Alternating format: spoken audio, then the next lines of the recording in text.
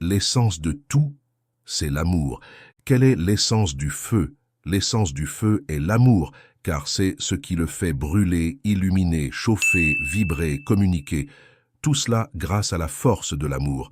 C'est un amour qui se manifeste de manière enflammée, ardente, puissante, mais c'est de l'amour. Et quelle est l'essence de l'eau? L'essence de l'eau est également l'amour. Par amour, elle forme un être qui s'adapte toujours à n'importe quel espace et qui coule toujours dès qu'elle en a l'occasion. Elle se donne toujours sans égoïsme ni parti pris. L'eau est amour, c'est l'amour qui coule, l'amour qui rafraîchit, l'amour qui harmonise et vivifie. Et quelle est l'essence de l'air? Elle est également l'amour. Même les vents et les ouragans, même les rafales les plus fortes, sont remplis d'amour. Les vents doux sont les caresses des atomes qui vibrent et s'étendent sur toute la planète pour caresser tous les enfants de Dieu. Les bourrasques sont remplies d'amour pour balayer et nettoyer, pour communiquer rapidement, pour envelopper toute la planète dans l'utilité des vibrations supérieures. Comme vous pouvez le deviner, l'essence de la Terre est l'amour. Regardez votre mère, Terre, avec quel amour elle donne, avec quel amour elle vous couvre, avec quelle tendresse elle prend soin de chaque être vivant en elle, de chaque être qui vibre à l'unisson avec elle. Si nous continuons à passer en revue tout ce qui nous entoure, absolument tout a une essence et peut être réduit à ce mot, l'amour. Et quelle est l'essence de Dieu? Quelle est l'essence de Dieu? C'est l'amour. C'est cet amour qui se déverse sans mesure, qui se donne sans distinction de personnes ou de choses.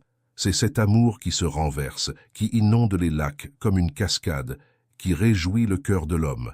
C'est comme cette lave volcanique qui jaillit sous pression avec la force de son propre cœur pour tout recouvrir avec cette capacité fécondante de ce qui a été touché par le feu et les cendres. L'essence de Dieu, c'est l'amour. Cet amour qui est musique, qui est vibration, qui est une symphonie éternelle, ces notes qui descendent de sa propre nature vers toute sa création, cherchant dans chacune de ses créatures cette autre note qui vibre, qui s'accorde avec la symphonie de Dieu. Et cet amour de Dieu, c'est la poésie, c'est le rythme, c'est cette vibration chantante du pouvoir des mots qui font ce qu'ils disent et qui réalisent pleinement le sens exact de chaque mot harmonieux.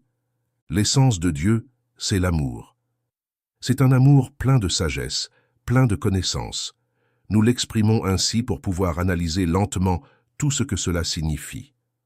En réalité, l'amour de Dieu a tous les attributs, toutes les qualités et toute la force que vous pouvez imaginer. Continuez à voir comment l'amour de Dieu, qui est son essence, coule à travers les fils conducteurs par lesquels il est en contact avec chaque être créé de tous les mondes, toutes les galaxies, tous les soleils, tous les univers, toutes les planètes et toutes les choses créées. C'est un amour sans repentir, car son essence est cela: aimer, donner, se réjouir dans sa création, dans chacune de ses créatures. La manière d'aimer de Dieu, c'est d'aimer au point de permettre des erreurs qui servent de choix, pour augmenter le degré de conscience. Et c'est une joie plus grande quand chaque être de sa création apprend la leçon et revient à nouveau dans ce cœur enflammé d'amour, le cœur de Dieu, avec une compréhension plus profonde de ce qu'est Dieu. Cette conception sublime de l'amour divin révèle une sagesse infinie qui transcende les notions humaines de perfection. L'idée que Dieu permette des erreurs n'est pas une négligence, mais une confiance profonde en la capacité inhérente de chaque être de choisir et d'évoluer. C'est une reconnaissance que la croissance spirituelle émerge souvent des ténèbres de l'erreur, éclairant ainsi le chemin vers une compréhension plus profonde. Le cœur enflammé d'amour de Dieu devient alors le phare qui guide chaque âme errante de retour vers la vérité fondamentale de son être. Chaque leçon apprise devient une étape sur le chemin de la réconciliation avec la divinité, transformant ainsi les erreurs en opportunités précieuses d'expansion de la conscience. La joie que ressent Dieu lorsque ses créations reviennent à lui, enrichies par l'expérience et la compréhension acquises au cours de leur voyage, est une célébration de l'amour et de la croissance. C'est une invitation constante à chaque être de participer activement à son propre processus d'éveil, à choisir l'amour malgré les défis et à retrouver la véritable nature de son âme.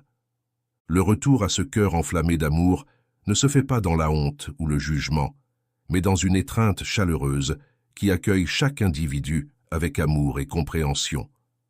La compréhension plus profonde de Dieu n'est pas seulement une connaissance intellectuelle, mais une immersion dans la source même de l'amour inconditionnel, où chaque nuance de l'expérience est embrassée et transcrite en sagesse. Ainsi, l'amour de Dieu devient un catalyseur puissant, transformant les épreuves en triomphes spirituels, les erreurs en enseignements précieux, et chaque retour vers le cœur divin en une réunion sacrée. Que cette vérité résonne dans chaque âme, l'invitant à embrasser la beauté de son propre parcours, animé par l'amour qui guide chaque retour vers la source éternelle. Ainsi soit-il. Oui, c'est en effet pour se perdre dans cette énonciation. Laissez-vous emporter par cet aimant qui vous attire de manière irréversible. Laissez-vous attirer, laissez-vous intégrer au cœur même, à l'essence même de ce merveilleux être que nous appelons Dieu. N'en faites pas simplement votre résidence permanente. Vos manifestations terrestres ne sont que des sorties de la maison pour offrir des services aux autres. Mais la véritable demeure, la véritable maison, se trouve au centre même du cœur de Dieu. Et cette maison est tout amour. Cette fois-ci, je vous laisserai dans cet endroit merveilleux. Chacun pourra revenir sur la planète pour son service, quand et comme il le souhaite. Mais sachez une fois pour toutes que votre véritable demeure se trouve dans le cœur de Dieu.